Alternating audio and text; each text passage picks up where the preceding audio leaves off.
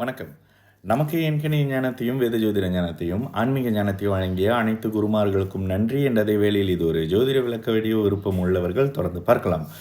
நமது 18 VUR YouTube சேனலை subscribe பண்ணியிருக்கின்ற அனைத்து தோழிகளுக்கும் நமது நன்றிகள். சரி, இன்றைக்கு நேற்று தமிழ்நாட்டில் இருக்கக்கூடிய ஒரு நண்பர் ஒரு விஷயம் கேட்டிருந்தார். அண்ணன், இந்த 2025 மார்ச் மாதம் பிற்பகுதியில் வருதுல்ல, அந்த 27, 28 இந்த டைமில் கோச்சார அமைப்புகள் ரொம்ப மோசமாக இருக்குது எல்லாம் அப்படின்னு சொல்லிட்டு எல்லா ஜோதிடர்களும் போடுறாங்களே, அதை பற்றி ஒரு வீடியோ போடுங்கண்ணே, ஒரு ஷார்ட்ஸாக இருந்தால் கூட ஓகே தான் அப்படின்னு சொல்லியிருந்தார். ஓகே, முதலாவதாக விஷயமாக நம்ம அடிக்கடி சொல்கிற ஒரு விஷயம் என்ன அப்படின்னாக்கா, ஒரு ஜாதகம் ஓகேங்களா, ஒரு ஜாதகத்தில் ஒரு குழந்தை பிறக்கக்கூடிய அமைப்புகளில் ராசியும் லக்னமும் ஒளி பொருந்திய நிலையில் இருக்கும் பொழுது அந்த குழந்தை இயல்பாகவே தானாகவே தனக்கு தேவையான அத்தனை விஷயத்தையும் அனுபவித்து தன் வாழ்க்கையில் சகல விஷயத்தையும் நேர்மையான முறையில் அனுபவிக்க பிறந்த ஒரு குழந்தை அப்படின்னு சொல்கிறோமா, அதே மாதிரி ஒரு ஜாதகத்தில் ராசி லக்னம் இருள் தன்மையாக இருக்கக்கூடிய அமைப்பு. இதில் ஒளித்தன்மையான அமைப்பு அப்படின்னா என்ன?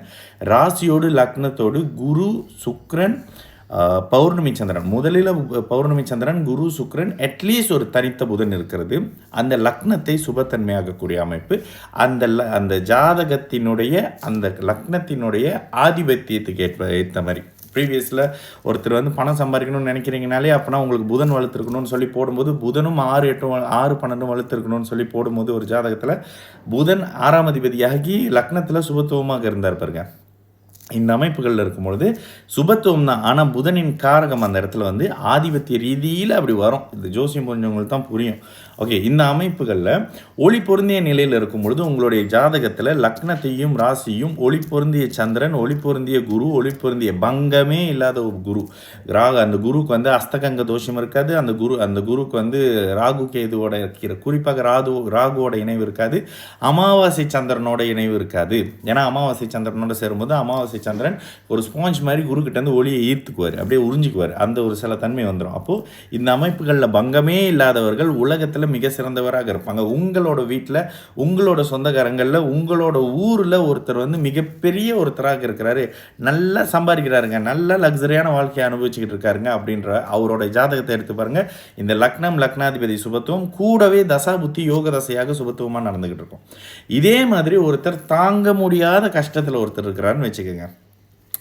அந்த தாங்க முடியாத கஷ்டமாக இருக்கிற ஒருத்தருடைய ஜாதகம் எப்படி இருக்கும்? அதே மாதிரி லக்னத்தில் ராகு சனி செவ்வாயின் தொடர்பு இருந்து அமாவாசை சந்திரனாக பிறந்து அப்படின்னு சொல்லுவோம்ல, அந்த கோச்சார நிலை தான் இந்த மார்ச் மாதம் கடைசியில் வருதுங்க. ராகுவும் கேதுவும் மீனத்திலே ஒரு மாதிரி கிளேஷ் ஆகிறது, அது மிகப்பெரிய ஒரு மோசம். ராகு கேது எந்த இடத்துல இணைந்தாலுமே அந்த பாவகத்தையும் தன்னுடைய காரகத்தையும் கெடுக்கும். அப்போ என்ன இருக்கும்? சனி அங்கே டிஸ்டர்ப் ஆகிறாருனாலே ஆவியில் ஒரு ஜாதகத்துக்கு டிஸ்டர்ப் ஆகுதுன்னு வரும். அவர்கிட்ட நான் சொன்னேன், மோஸ்ட் ப்ராபப்லி இந்த நேரத்தில் பிறக்கிற குழந்தைகள் தன்னால் இயல்பாக செயல்பட முடியாத குழந்தைகளாக இருப்பாங்க அப்படின்னு. இதில் ஒரு குறிப்பிட்ட லக்னமாக பிறக்கிறீங்க அப்படின்னா, ஏன்னா மிதுனத்தில் பார்த்தீங்கன்னா செவ்வாய் வந்துடுறாரு. மிதுனத்திற்கு செவ்வாய் ஆகாத 6ஆம் அதிபதி. இந்த மாதிரி சில லக்னங்களில் பிறக்கக்கூடியவங்க ஒரு மாதிரி பிரச்சனையான அமைப்புகளில் அப்படி இப்படின்னு இருப்பாங்க. முடிஞ்ச அளவுக்கு அந்த மாதிரியான காலகட்டங்களில் நல்ல பிறவிகள் பூமியில் ஆத்மாக்கள் பிறக்காதுங்க. ஓகேங்களா? அதிலும் விதிவிலக்காக சில அமைப்பு இருக்குது. ரிஷப லக்னமாக இருந்தீங்க அப்படின்னாக்கா லக்னத்தில் குரு லக்னாதிபதி என்ன தான் ஒரு மாதிரியான அமைப்புகள் இருந்தாலும் உச்சமாக இருப்பார். இந்த இடத்துல விதிவிலக்குகளும் இருக்குல்ல, இந்த விதிவிலக்குகளில் மிகப்பெரிய ஆத்மாக்கள் நல்ல ஆத்மாக்கள் பிறந்தே தீரும். அதுக்கப்புறம் வரக்கூடிய தசாபுத்தி அமைப்பு, அங்கே இருக்கக்கூடிய அந்த நட்சத்திரத்தினுடைய அடிப்படையில் தசாபுத்தி அமைப்பு நன்றாக இருக்கக்கூடிய அமைப்பு. இதே ரேவதி நட்சத்திரத்து அமைப்புகளில் போனாங்கன்னாக்கா புதன் கேது சுக்கிரன்னு சொல்லிட்டு நல்ல அமைப்புகள் தான் வரும். ஓகேங்களா? இந்த மாதிரி தன்மையில் புரிஞ்சுக்கிங்க. இதுதான் மொத்தமாகவே இந்த மார்ச் 2025 அந்த பிற்பகுதி அமைப்புகளில் வர்றது. இதில் ரொம்ப கஷ்டப்படுத்தப்படுற, இப்போ நல்லா இருக்கிறவங்க எப்படி இருப்பாங்கன்ற ஜாதகத்தை சொன்னோம்ல, அதே மாதிரி கஷ்டப்படுறவங்களோட ஒருத்தவங்களோட ஜாதகத்தை போய் கேட்டு பாருங்கள். அவங்க ஜாதகத்தில் அமாவாசை சந்திரன் சனி ராகு பார்த்து எந்த ஜாதகத்தில் ஒருத்தர் கஷ்டப்படுறதுக்குனே பிறந்தாரோ அந்த ஜாதகத்தில் சகல கிரகத்தையும் சனி தொடர்பு கொண்டிருப்பார். விதிவிலக்கான ஒரு சத்திரை என்கிட்ட ஒரு கன்சல்டேஷனுக்கு ஒரு ஜாதகம் வந்தது. அவர் மட்டும் அமாவாசையில் பிறந்திருந்தால் ஒரு வாழ தகுதி இல்லாத ஒரு மான்னு சொன்னேன். என்னங்க மாற்றி பலன்னு சொல்கிறீங்க? என்கிட்ட சொன்னவங்களாம் வேறு மாதிரி சொல்கிறாங்க. அதை நீங்கள் எக்ஸ்பிளைன் பண்ணுறேன் யூடியூப்பில், சரிங்களா? இந்த மாதிரியான கஷ்டப்படுறவர்களுடைய ஜாதகத்தில் சனி சகல கிரகத்தையும் தொடர்பு கொண்டிருப்பார். நல்லா இருக்கிறவங்களோட ஜாதகத்தில் குரு சுக்கிரன் பௌர்ணமி சந்திரன் எல்லா கிரகத்தோடு சுபத்தன்மையாக தொடர்பு கொண்டிருப்பாங்க.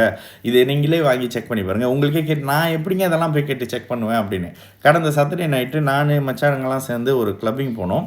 அங்கே அந்த தாரத்தப்பட்ட வாசித்தாங்க. எனக்கு அங்கே போனானே நம்ம ஜோசியர் மூலையில் அங்கே எனக்கு இது என்னவா இருக்கும், ஒருவேளை சனி புதனாக இருக்குமா அப்படின்னு சொல்லிட்டு அங்கே தாரத்தப்பட்ட அடித்தவங்கெல்லாம் போய் அவ்வளோ அந்த நேரத்துலேயும் அவங்கள நிறுத்தி நிதானமாக அவங்ககிட்ட கான்டாக்ட் நம்பர் வாங்கி அவங்களோட ஜாதகத்தெல்லாம் வாங்கி கேட்கும் போது செக் பண்ணும்போது நீங்கள் என்ன ராசின்னு கேட்குறேன், கடகராசி ஆயில்ய நட்சத்திரம் அப்படின்னாரு. உங்கள் வீடியோ இப்போ தான் பிரதர் லேட்டஸ்ட்டாக வந்துக்கிட்டு இருக்குது, படாத பாடாக இருக்குது அப்படின்னாரு. அந்த விஷயத்தையும் கம்பேர் பண்ணி உங்களுக்கு நான் எக்ஸ்பிளைன் பண்ணுறேன். கேட்குறதுக்கெல்லாம் தயக்கமே படாதீங்க. அந்த கிளப்பிங் ஓனர் வரைக்கும் போய் கேட்டேன், அவருமே டீட்டெயில் கொடுத்துருக்குறாரு. என்ன பண்ணுறது, நமக்கு அறிவு வேணும்னா போய் கேட்டு தானே ஆகணும். எனக்கு அதெல்லாம் வெக்கமே இல்லைங்க. ப்ரீவியஸில் 2021 2023 24 வரைக்கும் என்னோட ஃபேஸ்புக் மெசேஞ்சரில் போய் பார்த்தீங்கன்னா எல்லாத்துக்கிட்டையும் பிறந்த நேரம் ஜாதகம் தான் கேட்டிருப்பேன். அதில் பாதி பேர் என்ன எவ்வளோ கேவலமாக ஏச முடியுமோ அவ்வளோ அளவுக்கு ஏசியிருக்காங்க மலேசியா செலிப்ரிட்டிலாம். ஆனால் என்ன பண்ணுறது, இப்போ அவங்களே ஜாதகம் பார்க்குறதுக்கு நம்மக்கிட்ட தானே வந்து நிற்கிறாங்க சிரிச்சுக்கிட்டு. அந்த மாதிரி இருக்கும். உங்களுக்கு ஒரு விஷயம் வேணும்னா தயவு செய்து போய் தேடி கேட்டு வாங்குங்க. ஏன்னா உங்களுக்கு தெரியாத வரைக்கும் உங்களால் பலன் சொல்ல முடியாது. எனக்கு ஒரு விஷயம் அதுதான், எனக்கு தெரியாத வரைக்கும் தெரியலங்கன்னு சொல்லிடுவேன். நேற்று ஒரு முட்டாள் ஒருத்தன் இது கொடுத்துருந்தான். ப்ரீவியஸில் ஒருத்தவங்க கேட்டிருப்பாங்க, என்னோட கணவருடைய கலரும் அவரோட இது பற்றி சொல்லுங்கள், எப்படி இருப்பார் அவரோட லுக்குன்னு. அந்த மாதிரிலாம் பார்க்க முடியாது அப்படின்னா கீழே ஒரு அறிவியல் வந்து கமெண்ட் கொடுத்துருக்காரு, தெரிலன்னு சொல்லிடா என்ன அப்படின்னு. சரிடா அப்படின்னு சொல்லிட்டு பக்கத்தில் ஒரு கெட்ட வார்த்தையோடவே அப்படியே கமெண்ட் நான் தான் கொடுத்தேன், இந்த மாதிரியான கொடுத்தேன். ஏன்னா அறிவில்லாதவங்களுக்கு சொல்லி புரிய வேண்டிய அவசியம் இல்லை. சரிங்களா? இப்போலாம் கேள்வி இந்த மாதிரி கேட்குமாக்கான்னு கேட்டிங்கன்னா அதுக்கு கோக்குமாக்கான பதில் தான் கொடுக்குறோம். ஸோ இப்படி தான் இருக்கும். சரிங்களா? இந்த அமைப்பில் அந்த கோச்சார அமைப்புகள் கொஞ்சம் சரியில்லாத தன்மையில் தான் இருக்குது. இதெல்லாம் பிறக்கக்கூடிய சில லக்னங்கள். ஏன்னா அந்த இடத்துல ரிஷப லக்னத்தில் குரு வந்துடுறாரு. அப்போ விருச்சகத்தை பார்ப்பார். விருச்சகத்தை பார்த்தாலுமே நீச்சனுடைய வீட்டில் இருக்கக்கூடிய லக்னாதிபதினு வரும். மகரம்னு பார்த்தா லக்னாதிபதி கிரகணம்னு வரும். ஒரு மாதிரியான அமைப்புங்க. இதில் தான் சமீபத்தில் கூட ஒரு சிசரின் பண்ணிவிட்டு அதை நான் உங்களுக்கு எக்ஸ்பிளைன் பண்ணியிருப்பேன். இந்த டைம் கண்டிப்பாக வேணாம் பிரதர், சிசரினுக்கு இந்த டைம் சரியானது அல்ல அப்படின்னு. ஸோ இந்த அமைப்புங்க. இதுதான் அவர் கேட்ட அந்த கேள்வியோட விஷயம். அதுக்கு ஒரு வீடியோ கூட அவர் அட்டாச் பண்ணியிருந்தார். இதுதாங்க. அப்போது அந்த அமைப்புகளில் பிறக்கிற குழந்தைகளுக்கு மிக கவனமாக சிசரியன் எதுவும் கொடுக்குறாங்கன்னா அந்த 3 நாள் கொடுத்தாங்க 2 நாள் கொடுத்தாங்கன்னா போகாதீங்க. ஒரு நாளைக்கு குரு தொடர்பு கொண்டிருக்கக்கூடிய லக்னாதிபதி வலுத்து இருக்கக்கூடிய ஒரு 2-3 லக்னம் அதுக்கு ஒத்துழைக்கிற தசாபுத்தி இருக்கும்போது மட்டுமே அந்த குழந்தை சாதனையாளராக வருவாங்க. சரிங்களா? நல்லது நடக்கும். எல்லோரும் நல்லா இருப்போம். வணக்கம்.